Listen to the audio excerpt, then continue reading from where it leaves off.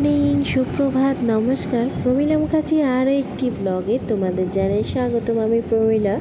সকালবেলা থেকে যথারীতি ব্লগটা শুরু করেছি, তো পরে আসছি একবারে দুপুরের রান্নায়। কারণ আজকে এমনি নিরামিষ বলছি কেন, আমি জলখাবারে ভাতই খাওয়া হবে, তো রান্নাবান্না নিয়ে একবারে আসছি। কারণ কালকে তো তোমাদের রান্নাবান্না এসব কিছুই শেয়ার করিনি, কারণ আমি রান্নাবান্নাটা বেশি তোমাদের শেয়ার করি। ধরো তো জামা কাপড় কাচা এগুলো তো আর তোমাদের শেয়ার করি না, অনেক আগেই যাওয়ার করেছিলাম, এখন করি না, রান্নাবান্নাটাই বেশি শেয়ার করছি। তো চলো বন্ধুরা, ব্লগটা দেখতে থাকো। তাহলে একবারে দুপুরে রান্নায় আজকে মাছ আনার ইচ্ছা আছে, তো আমি আজকে এখন ভয়েস ওভার দিচ্ছি। পাশে খুব গাড়ি বাসের আওয়াজ হচ্ছিলো, তো তার জন্যে এখন ভয়েস ওভার দিচ্ছি। নাহলে আমি কথা বলেছিলাম এখানে, ওটা কাটতে হয়েছে আমাকে। তো দেখতে থাকো ব্লগটা।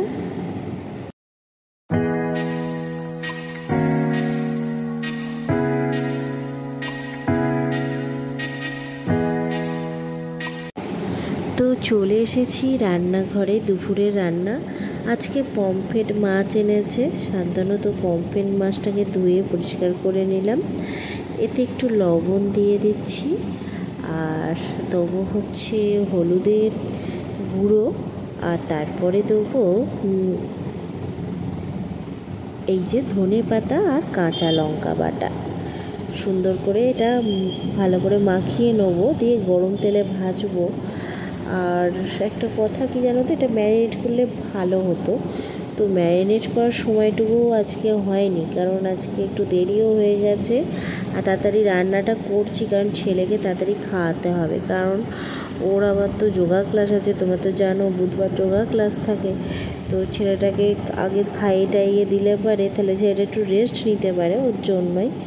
তো চলো আমি গরম তেলে এবার পটাপট করে মাছ কটা ভেজে নিই, আর দিয়ে তারপরে রান্নাটা শুরু করি। আজকে করছি পাবদা মাছের সর্ষের ঝাল, তো একটু পোস্ত দেবো ওতে। তো যাই হোক, আস্তে আস্তে করে এটা ভেজে নিচ্ছি। আর এইভাবে ম্যারিনেট করলে মাছটা একটা সুন্দর টেস্ট হয়, আর এটা ভালো করে গায়ে মাখালে না, আর যদি ম্যারিনেট করে কিছুক্ষণ রাখা হয় তো আরোই ভালো হয়।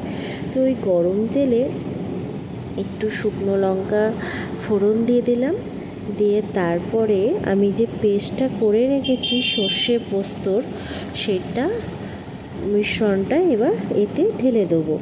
তো ভালো করে তেলটা সুন্দর করে নাড়িয়ে চাড়িয়ে নিলাম।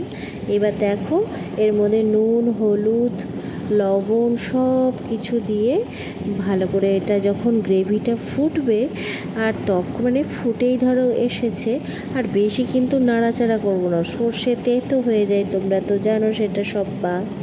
তো দেখো এবার মাছগুলো সব দিয়ে দিলাম, দিয়ে এটা হবে ততক্ষণ, আর আমি ততক্ষণ একটু অপেক্ষা করি আর কি করব। তো তারপরে এটা হয়ে গেলে পরে আর এর মধ্যে একটু কাঁচা লঙ্কা দেবো, দুটো কাঁচা লঙ্কা দেবো, আর শুকনো লঙ্কার গুঁড়োও দেবো। তোমরা জানো আমরা খুব ঝাল খাই, আমি, শান্তনু, ছেলেও ঝালটা পছন্দ করে। আর সত্যি বলতে একটু একটু ঠান্ডা লেগেছে আমার, হয়তো আমার গলাটা শুনে বুঝতে পারছো। তো এই দেখো শুকনো লঙ্কা, কি বলতো, বৃষ্টি হয়েছে ঘরের ভেতরে, আমরা যে ঘরটায় থাকি ওর মধ্যেই সব জামা কাপড় ভিজে রেখেছি, তো একটাই ঘরে। তো দেখো সুন্দর করে সাজিয়ে নিয়েছি। দেখো শসা দিয়ে, সবাই বলে আগে দর্শনধারী তারপর নাকি গুণ বিচারি, কারণ এই কথা শুনে শুনে অভ্যস্ত, তাই ভাবলাম হ্যাঁ এর তো গুণ আছেই। তো বলতে চল, এখন রাত হয়ে গেছে, দুপুর হয়ে গেছে, খাওয়া দাওয়াটা করবো।